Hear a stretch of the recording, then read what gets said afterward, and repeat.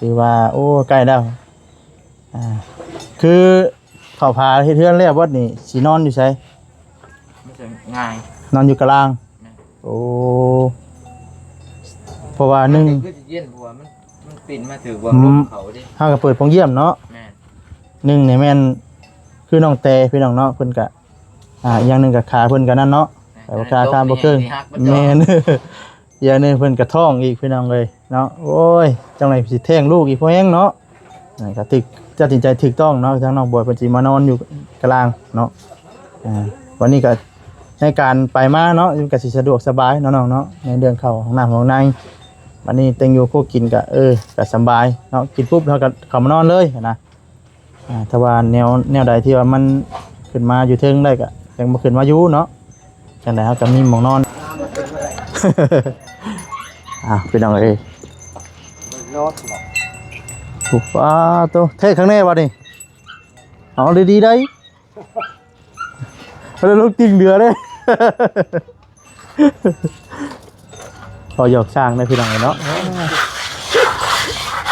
สร้างผู้อื่นก็บ่กล้าหยอกดอกพี่น้องเอ้ยบ่เชื่อห้วยมาเฮ็ดเองเด้อบ่ได้เนาะ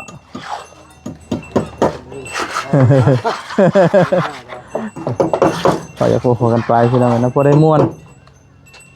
ใช่มันจะแก่น้ำเนาะเรามาชงน้ำลงเนาะหาคักปัญญังบัดนี่เนาะ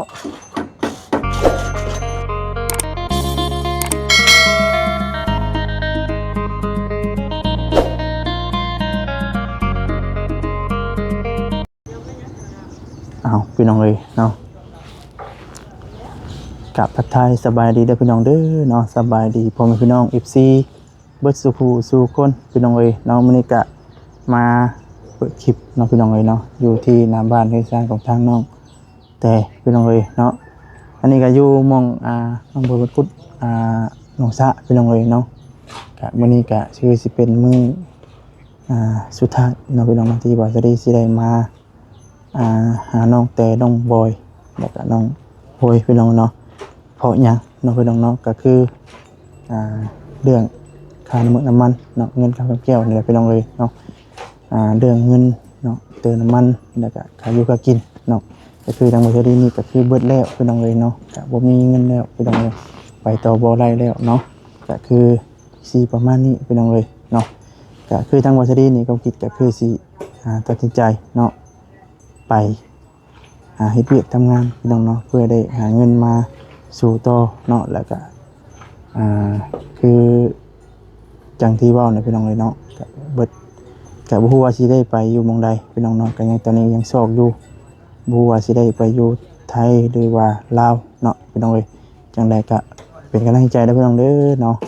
ฝากกดไลค์กดแชร์กดติดตามเนาะคือเก่าคือเดิมพี่น้องเอ้ยเนาะเจ้าป่าแสบไปน้องเนาะว่าอะไรอย่างห่างเนาะกะเอาอะไรมามันกี่จุกกี่เสาเนาะไปน้องเลยเนาะจะชี้ขึ้นไปหาทางมิตู้แก้วก่อนไปน้องเลยเนาะเรือนของเราเนาะไปน้องเลยก็ถือว่าใกล้สิสำเร็จเนาะถือว่าอีกเฮ็ดถ่าจะเฮือนครัวไปน้องเลยเนาะเฮือนครัวเจาะน้ำแล้วก็เทพื้นก็ถือว่าสำเร็จเนาะทางของทางมิตู้แก้วไปน้องเลยเนาะไปสาพี่น้องเลยเนาะเดี๋ยวสิทำตัวแล้วก็อันนี้ก็ดูเพื่อนของทางน้องเตยพี่น้องเลยเนาะตัวนี่ก็แล้วพี่น้องเนาะคือมืออื่นกับทั้งสร้างเพิ่นกับสีขาวมาข่าวฟ้าให้พี่น้องเลยเนาะน้องบอยมาคุดอันนี้กับน้องบอยกินข่าวบ่ ฝันพลังกันวะมีทาง FC หรือว่าทางผู้รักก็ถือว่าทางผู้รักใหญ่คือกันเนาะเพิ่น FC แหละพี่น้องเอ้ยเนาะเพิ่นแนะนำว่าให้เลือกจัก1เม็ดแม่น50ปลาเลี้ยงตัวใหญ่ดีว่าซั่น50เซน เจ้าว่าได้ใดสิเอาต่อบ่หรือว่าสิพอซำนี้ขุดเดือดดีกับแมนแบบบ่ไว้หูบน้ำก็คือเอาแล้วก็แบบเขาจะเปลี่ยนน้ำกับเพื่อช้าออกเบิดเลยนะเพื่อจะดูได้อีก ก็สาเหตุเนาะที่ว่าบ่เอาเลิกได้หรือได้ฮะ อย่าได้เลิกคือกันเนาะ เมื่อเนี่ยพูดผู้เดียวบ่ไว้เพื่อที่ได้จำนี่กะ ตอนแรกก็ค่อยคุดทีนิดหน่อยไปใช่ได้น้องเอ้ยคุดไปช่วงแรงๆสิมันสิได้ช่วงนี้ได้นี่ทาง FC เพิ่นแนะนำเข้ามาก็หลายผู้หลายคนพี่น้องเอ้ยเนาะในการเลี้ยงปลาก็เห็นดีนำก็แม่นอยู่เนาะก็เลิกกันกันปลาก็ตัวใหญ่ แม่น พี่น้องเอ้ยแต่ไว้นึ่งข้าวนึ่งน้ำบ่ค่ำแล้วเนาะ น่าจะกินข้าวเย็นอีกบ่ กินข้าวเย็นมั่งหอยบ่ สาวันเลย เหาะ3,000และโอ้ได้บักหลายเนี่ยตักกะเต้นหาชิปปั้น ไปซื้อว่าคือการ กินเลย มันเพลงบ่ แห้งแม่เบิ่งคิดว่าสงข้าว30นะ เฮ็ดปวกนี่ค่ะนักกระตึกมีแต่ขี้ดิน300,000หาชื่อมาไม่สิชื่อมาแย่งมึงแล้วเนี่ยนะวะ พี่น้องเราก็คือทาง FC เพิ่นแนะนำเนาะทางนี้แต่สิผู้และไปหาทางมิตู้แล้วก่อนบัดนี้พี่น้องเอ้ยเนาะเฮือนของทางมิตู้แก้วเราจะมาบอกมาแนะนำทางน้องเพิ่นพี่น้องเนาะตัวถือว่าสร้างมื้ออื่นก็มาเฮ็ดข้าวปลาเนาะก็ถือว่าโอ้ใกล้แล้วคือข้าวปลาเฮ็ดเฮือนแล้วบัดนี้สินอนอยู่ไส มันจะง่าย นอนอยู่กลางโอ้เพราะว่าหนึ่ง คือจะเย็นเพราะว่ามันปิ่นมาถือว่าลมเขาดิ เฮาก็เปิดโรงเยี่ยมเนาะ แม่น หนึ่งนี่แม่นคือน้องแต่พี่น้องเนาะเพิ่นก็อย่างหนึงก็ขาเพิ่นก็นั่นเนาะแต่ว่าขาตามบ่เกินแม่น อย่างหนึงเพิ่นก็ท้องอีกพี่น้องเลยเนาะโอ้ยจังได๋สิแท้งลูกอีกพอแฮงเนาะนั่นก็ตึกตัดสินใจถูกต้องเนาะทางน้องบอยเพิ่นสิมานอนอยู่กลางเนาะวันนี้ก็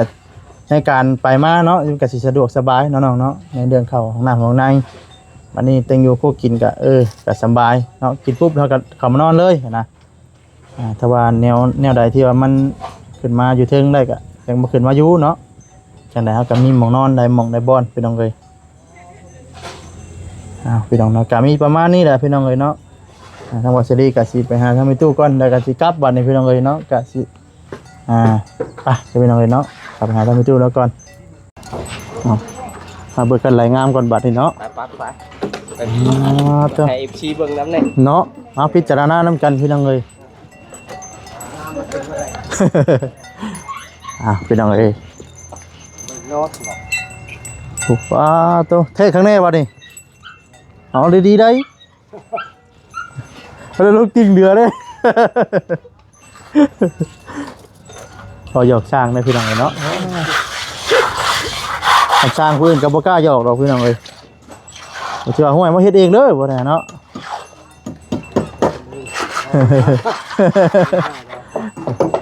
ก็จะโคกันไปพี่น้องนะพอได้ม่วนถ้ามันจะแก้น้ำเนาะเรามาส่งน้ำน้องเนาะหนาคักเป็นยังบัดนี่เนาะ อะไรนะ คักเป็นแล้วคักแล้วบัด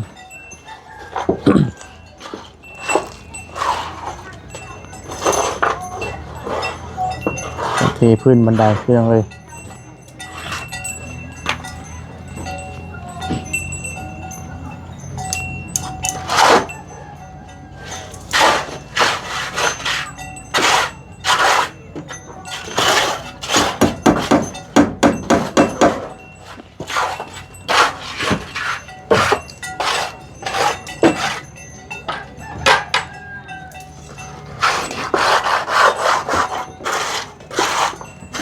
เจ้าว่าสองสอบพุ่มจังเนาะ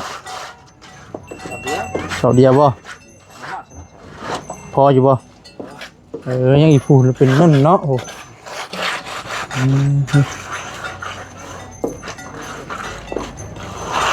เดี๋ยวเราก็เทกันเปื้อนวันเนาะเทกันเปื้อนทั้งหน้ามันก็โอ้คักปัญญังบัน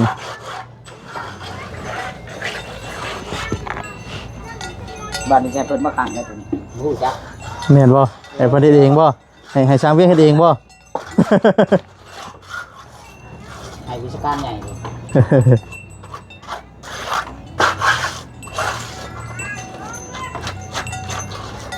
ลย แต่ตุกติงได้บดงามอ้อมไปเลยเนาะ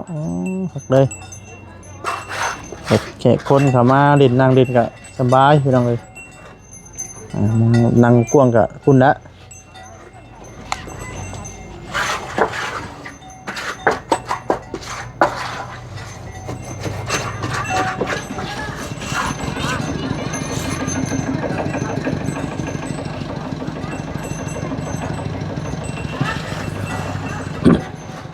มาเลยแม่จอดถ่ายอยู่นะถ่ายเอาอีกแล้ว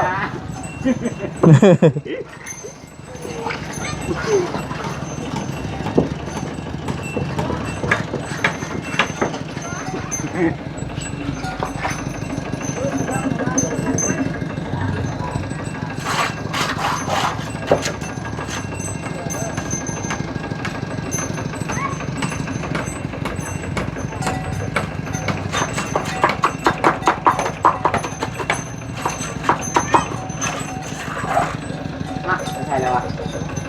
เอาน้ำมาจักบ่อย่าไปเอาน้ำจักอย่าเป็นเบอร์ตึ้งเรื่องกันพี่น้องเลย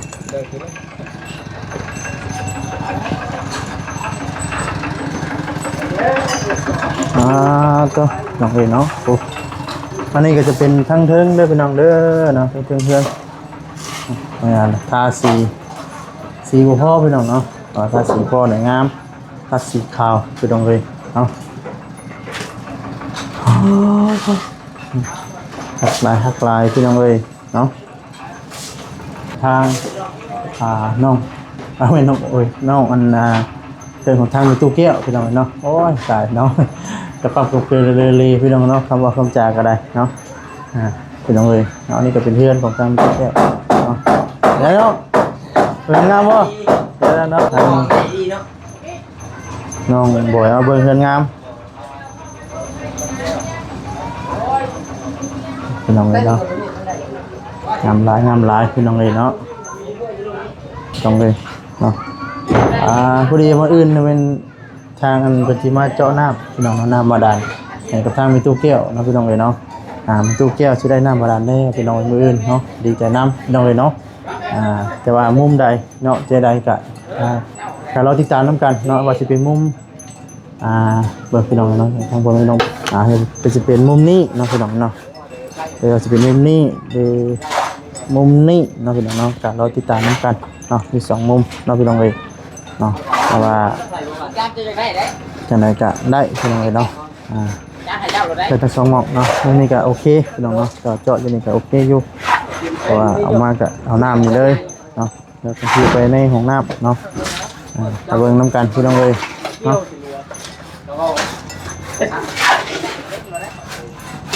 นี่เป็นทางย่างไปเรือนครัว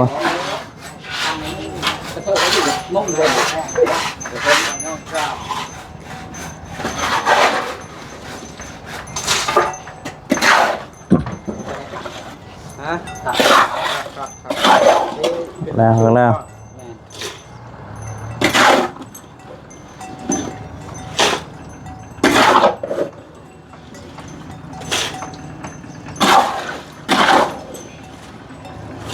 มึงเขานอนทีนะเฮ้ยเจ้าผู้เดียวสวยคนได้นอนเจ้าเด้อเจ้านอนผู้เดียวเลยเด้อผมก็จะเอาข่อยไปเกี่ยวได้ข่อยลูกเมียข่อยขาดอยู่เพื่อนผม เห็นแล้วผู้เดียวชวนข่อยบ่ได้แล้ววันนี้เป็นยังไงด้วยลองไปเมียก็บ่ได้เหรอบ่ได้ข่อยบ่ได้เคยเมียหนอกใจยาวมันข่อยอยู่ในใจนอกใจนึกอื่นได้ยุ่งบ่เคยนอกใจแต่นอกบ้านเคยมีอยู่ว่าซั่นแม่นบ่ นอกใจกินข้าวอย่างฟ้าเมียก็เคยมีอยู่ไปแล้วบอกว่าเขาบอกว่าถ้ากินก็คอยอยากได้กินก้อนโดยแม่นแน่เนาะนอกใจเรื่องนอนหันนอนหนีก็นอนแล้วมาทำเลคักเนาะโอ้เนาะเบิ่งเรือนตะแก้วอึ้งว่างามเนาะงามเบิดแล้วเงินเราบ่ทันแล้วเราก็เลาะชมพื้นแล้วเรายิ้มกับฮุบแล้วเราได้เงินแล้วสิแล้วคือกันหักได้บาทนี่เนาะของทางน้องบอยมันก็เฮ็ดเฮือนครัวพี่น้องเนาะมื้ออื่นก็เข้าป่าแล้วพี่น้องเลย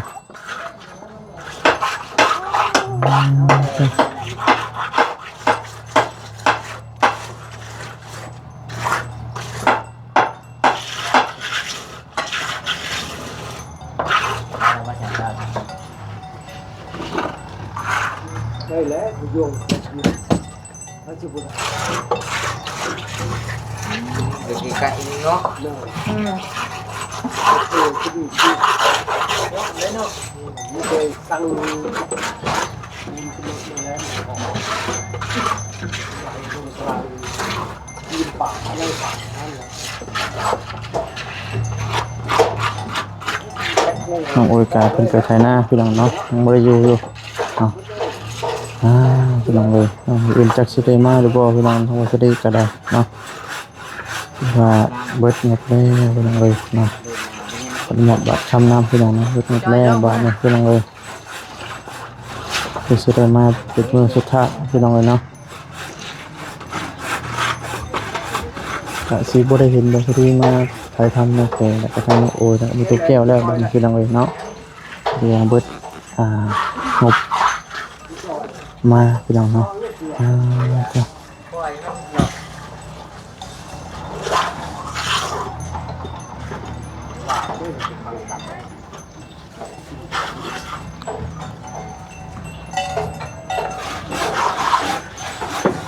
ปล่อยไปนี่สิปล่อยให้เลยปล่อยจะน่าจะบ่ได้คิดเลยปล่อยเขาวัด ลงมาก่อนบัดนี้ ปล่อยก็ ตูดเลยเนาะ ปล่อยป้าก็ ตัวทางแรกบัดนี้ครั้งแรกบัดนี้คือแล้วบัดนี้เกิดพายุมาดึงไปกับพายุนะ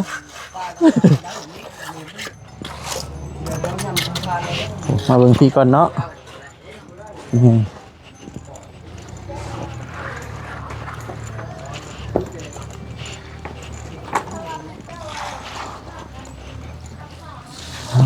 จ้ะ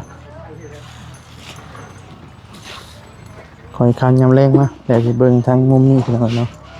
เป็นของทางแม่ตู้แก้วพี่น้องเลย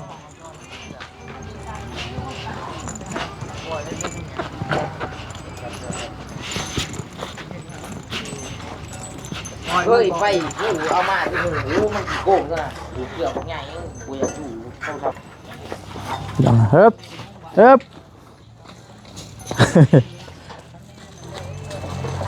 สั่งกำลังใจพื้นพี่น้องเลยมีตู้แล้วก่อน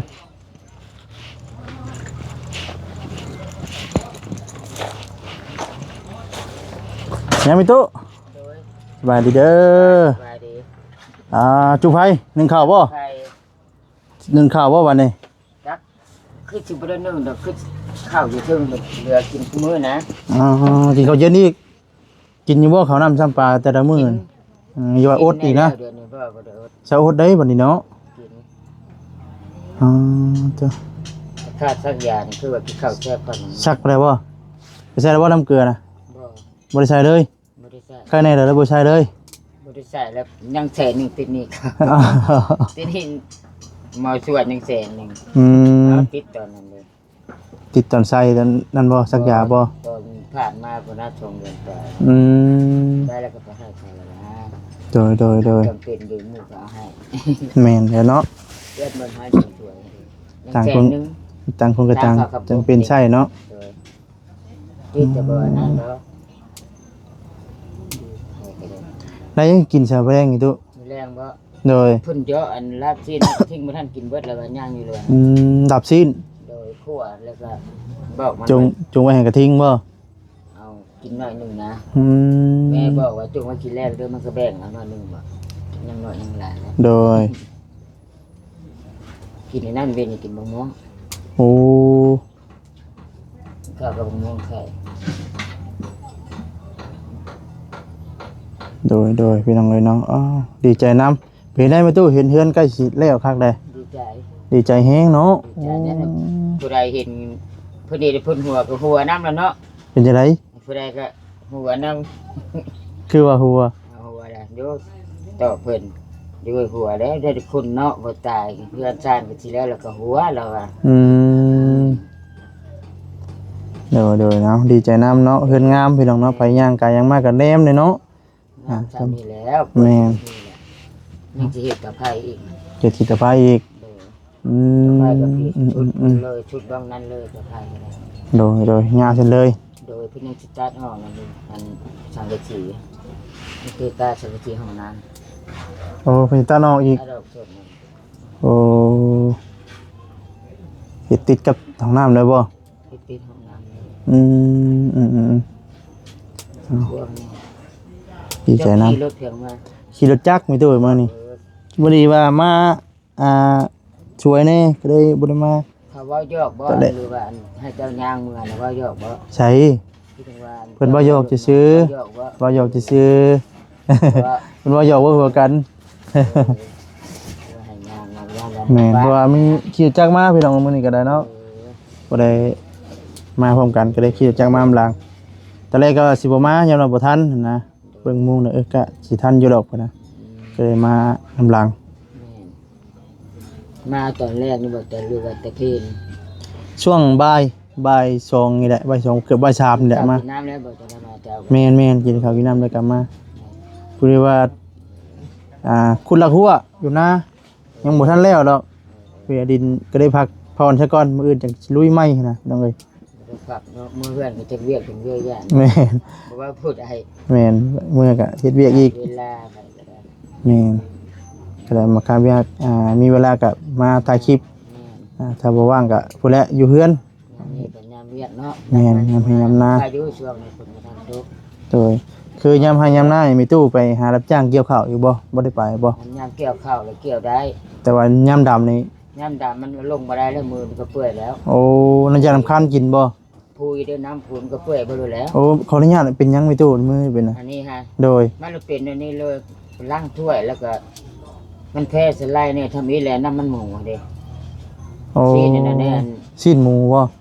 เจติกเราบอกให้อันโอ้ยงนสมัวอยู่แซ่แล้วเอาขึ้นมาเด้เอามาใส่หม้อไฟฟ้าเด้ อื มัน ม เพิ่งเตือนแล้วว่าแก้วเอาบ่วงคนแน่แล้วก็เอาบ่วงเป็นนุ่มก็ใส่เลยนะ นั่นลวก เอามันจนนั่งแต่กระดูกพุ่นแล้ว อ๋อนี่หากะไข่แน่บ่นี่นะ โอ้ยมันดีแล้วแต่โดนพวกบ้านนี้แหละมันบ่มีเงินมีคำหรือบ่ได้สนใจนำพิชาครอบบ่มีแล้วมันก็เป็นอันนี้เลยเหมือนเป็นบาดกายบาดช้ำเลือด ปาดบ่ไงก็เป็นแผลเป็น เอาตัวนี้แล้วมันเลิก อืม เป็นไปเลย ดีแต่วันเช้าเท่านั้นจำนี้เนาะมีตู้เนาะ ว่างหันมันดีเลยนะ อืม มาอยู่นี่มันเป็นอีก ไปถือหยัง พิษล้างถ้วยน้ำมันพิษประเดก โอ้ เท่านั้นพิษ ล้างถ้วยล้างบวง พิษในห้องล้าง มันเขาถ้าว่าเฮาใส่ถุงมือได้ถุงมือหนังนะมันสิบ่เปื่อยบ่ แบบมัน เป็นคือถุงมือแพทย์สินะ แบบห้องล้างห้องห้องบอก แม่นถุงมือแพทย์เฮาซุบใส่ปุ๊บแล้วก็ ห้องล้างเขาเห็น เฮาล้างแล้วเฮาก็เอาออก เอามันก็น้ำมันบ่ถึงมันก็สิเป็นหยัง กะเช้าเนาะ มันก็บ่เปื่อยเลยเนาะ เออ น้ำเผ็ดน้ำเค็มก็คืออาหารแล้ว อืม แต่สไลด์มันยังพิษของแห้ง โดยพี่น้องเลยเนาะ เนื้อนั้นอุบแต่เดียวนี่แหละใส่กันหมดกินยาเปรียมเปิดลายก็เมื่อย โดย ปากแห้งอีหลีได้ปากแห้งเหี่ยวแห้งก็ว่าให้เซ็กกินน้ำปีเดี๋ยวนี้กินอาม็อก โดยเอาเนาะ มันเป็นเจ็บแล้วกินยาปลาร้าตลอดกินแล้วมันก็ไข้ โดย คันแบบว่าเฮาบ่กินแล้วเฮาสิไข้มีหยังอันนี้มันเจ็บหลายออก อืม ว่าแจ้ง มัน พิษ เจ็บ มัน ผิดมันขึ้นมาเนาะ วุ่นอยู่ โดย เป็นตัวก็จักแบบใดนะแบบฮ้อนมีหยังเฮาเด้ อืมกินไข่โดดเลย โดย ไข่สั่นเลย โดย ทำกินแล้วก็โยกลงเหมือนเลย อืม แล้วคงกินน้ำไก่ในพิษที่สุด ไก่เนาะ ไก่ก็ได้ ไก่กับปลาเด็กนี่ว่าบ่ได้เนาะ เอาได้ตรงนี้ ประเภท ไก่ลาดก็ตามไก่พันธุ์ก็ยาก เป็นคือเก่า ปลาดุกนี่ก็พิษ อืม ลองกินเบิดแล้วนะก่อนที่หูนะ ลองกินมึงซิมึงทิศหน่อยก็ฮู้แล้วเนาะ เอา แต่ว่าบางทีมันพิษเนาะ กินละลายจนอิ่มแล้วกลางคืนมันก็อยู่ก็ได้แล้วมันพิษ โดย จังว่าลาบอะนะจังว่าบุกินเป็นอย่าง อืม กินกับปานเราไม่จะให้หลานนี่แล้ว โดย เนี่ยมันนั่งกับที่แจ๊ไปเลยจ้ะ อืมเอาเดี๋ยวพี่น้องเนาะก็มีแต่ประมาณนี้เนาะก็ดีอกดีใจนำทางมีตู้เนาะแต่ว่าในเรื่องเจ้าน้ำนี่แม่นสร้างคนสิมาจอมอื่นมามีตู้ มื้ออื่น ในความคิดมีตู้ในมุมใดเจ้าน้ำมืออื่น ทางอันพนันเพิ่นยากก็มันเพิ่นบ่ได้มามื้ออื่นจ้ะ อืม สร้างเจ้าน้ำนะ เพิ่นคือสองทางนี่เนาะ อันคะแนนมันเพิ่นยากเลยมือเพิ่นมานะ มานี่สมมุติว่าชาวก็มาเจ้าน้ำมืดแล้วจุดนี้แหละ ขี้เทพื้น โอ้โอ้โอ้โอ้ กาเทสร้างได้เพิ่นบ่มาอยู่แล้ว โดย ผมได้ยินว่าโอลีว่าในนั้นนะ อืม เราโทรไป โดยเอาจังไดก็รอรุ่นมึงเนาะไม่ดูเนาะเราติดตามเบิ่งพี่น้องเอ้ยว่าสร้างเพิ่นสิได้เจาะน้ำบ่ เล่นมือฮือไปแล้ว โดยภาษาทางนี้ได้สิกลับก่อนเด้อพี่ตู้เด้อบัดนี้กำแล้วเนาะเมื่อซอยเวียกจังงาน เอ้ยมาเพื่อนสงสารเจ้าก็ได้ให้โชคให้มาแน่ สาธุ เมื่อมันชอบน้ำช่างพูดบรรทานเจ้าผ้านั่นให้เด้อไปดีมื้อเดียว สาธุเอาอยู่ดีมีแฮงพี่ตู้เอ้ยปากลับก่อนบัดนี้ให้แฮงขี่รถจักรชมเนาะ เขาใส่เพิ่มมา แล้วก็ขี่รถใหญ่มากับทีมงานพี่น้องนะทำว่าเซียนว่าจิตพี่น้องมื้อนี้ขี่รถจักรมาเองพี่น้องเลยไป แล้วไปดูบ้านโคกเลยเนาะ แม่นบ้านโคกคือกันบ้านเดียวกัน ไก่ไปโทรบ้านเดียวกันเนาะ แม่นบ้านเดียวกัน โทรค่อยไปค่อยมา โดย ใครดอกขึ้นตลาดไปหันฮอดสีเพื่อแล้วก็ฮอดแล้วฮอดแล้ว แม่นฮอดแถววันพินนะแถววันพินนั่นแหละไป เข้าทางที่ใต้เด้อเนาะ เก่าทั้งพินพินเหนือ ขึ้นเด้อเนาะ โดย ลัดลงไป โดยแม่นไปพี่น้องกันเนาะกลับก่อนบัดนี้พี่น้องเอ้ยเนาะค่อยคันยำแรงมาแล้วบัดนี้เนาะผิดพลาดประการใดขอโทษขออภัยเด้อพี่น้องเอ้ยเนาะคำว่าคำจาใดทางวัสดีน้องบ่าวน้ำถูเนาะขอโทษขออภัยนำเนาะลำลาไปก่อนแล้วอยู่ดีมีแฮงเบิดทุกท่านทุกคนพี่น้องเอ้ยเนาะสำบายดีเด้อพี่น้องเด้อสำบายดี